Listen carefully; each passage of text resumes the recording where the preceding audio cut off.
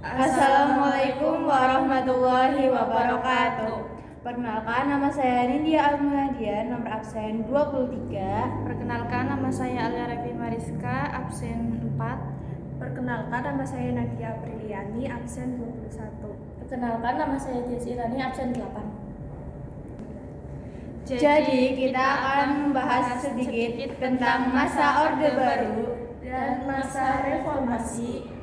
Ngomong-ngomong, masa Orde Baru itu apa sih? Orde Baru adalah sebutan bagi masa pemerintahan pada zaman Jenderal Soeharto. Orde Baru menggantikan Orde Lama yang merujuk pada masa pemerintahan Presiden Soekarno. Lahirnya Orde Baru diawali dengan dikeluarkannya Surat 11 Maret pada tahun 1966. Orde Baru berlangsung pada tahun 1966 sampai 1998. Jelaskan apa tujuan penyederhanaan atas partai masa Orde Baru. Kebijakan penyederhanaan atas Partai Orde Baru memiliki tujuan untuk mengurangi adanya konflik politik dan membantu memudahkan pembangunan nasional. Jelaskan apa saja upaya stabilisasi sosial dan politik masa Orde Baru. Upaya stabilisasi pada masa Orde Baru itu ada: 1. Menangkap dan menahan orang-orang yang terlibat dalam Partai Komunis Indonesia. Terus yang kedua, menyeragamkan ideologis melalui ideologi. Yang ketiga, Pancasila dapat memberantas ideologi yang berupa sayap kanan agamis dan sayap kiri komunis. Terus yang keempat, melakukan upaya depolitisasi partai melalui kebijakan penyederhanaan partai politik. Jelaskan bagaimana proses penggabungan partai politik masa Orde Baru. Bergabungnya partai-partai politik di masa Orde Baru dilakukan melalui Sidang Umum MPR tahun 1973. Terdapat 9 partai yang bergabung dan menjadi 2 partai berdasarkan pandangannya. Partai pertama disebut PPP, Partai Persatuan Pembangunan, terdiri dari Parti Permusi, NU, dan PSI. Lalu yang kedua bergabung menjadi PDI, Partai Demokrasi Indonesia, terdiri dari Partai Katolik, PNI, Parkindo, IPKI, dan Partai Murube. Terus, apa yang menjadi faktor utama sehingga menyebabkan runtuhnya pemerintahan Orde Baru pada tahun 1998? Faktor utama penyebab runtuhnya Orde Baru adalah: 1. Krisis moneter. Krisis moneter merupakan faktor utama yang menyebabkan runtuhnya Orde Baru. Peristiwa ini berlangsung sekitar bulan Juli 1997. Awalnya krisis ini menimpa Thailand, yang akhirnya Indonesia terkena dampak buruk dari krisis tersebut, khususnya pada sektor keuangan. Yang kedua, hutang luar negeri. Hutang luar negeri yang makin memperparah kondisi Indonesia. Terus yang ketiga, ada penyimpangan UUD.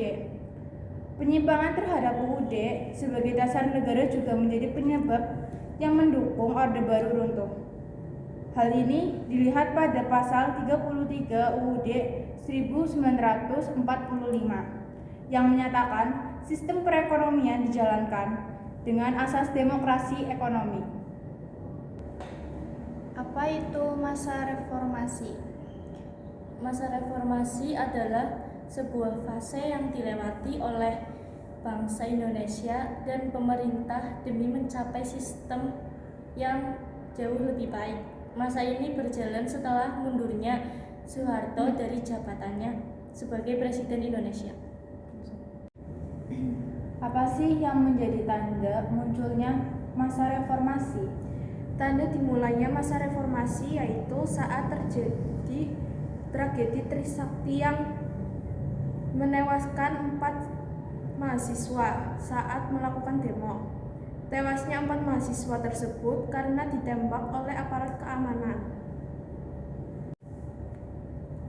Mengapa mahasiswa melakukan penuntutan penghapusan dewi fungsi ABRI? Bagaimana hasil tuntutan tersebut pada masa reformasi? Peristiwa yang terjadi sebagai tonggak lahirnya Orde Reformasi di Indonesia adalah pada tanggal 21 Mei 1988 yang ditandai dengan pernyataan pengunduran diri Presiden Soeharto dan digantikan oleh B.J. Habibie. Pada masa reformasi terjadi pemilihan umum yang diikuti oleh banyaknya partai. Hal ini berbeda dengan kondisi pada masa Orde Baru. Nah, mengapa hal tersebut terjadi? Jelaskan beserta alasannya. Pemilihan umum yang pernah dilakukan di Indonesia pada masa reformasi sebanyak 5 kali, yakni pada tahun 1999 sampai dengan tahun 2019. Sejak mulai pemilu 2004, untuk pertama kali presiden dipilih langsung oleh rakyat melalui pemilu. Pada masa reformasi terdapat kebijakan otonomi daerah. Jelaskan keuntungan pelaksanaan otonomi daerah pada masa reformasi. Kebijakan ekonomi yang diambil pada masa pemerintahan Presiden Abdurrahman Wahid: 1. Melawan IMF atau menghindari hutang.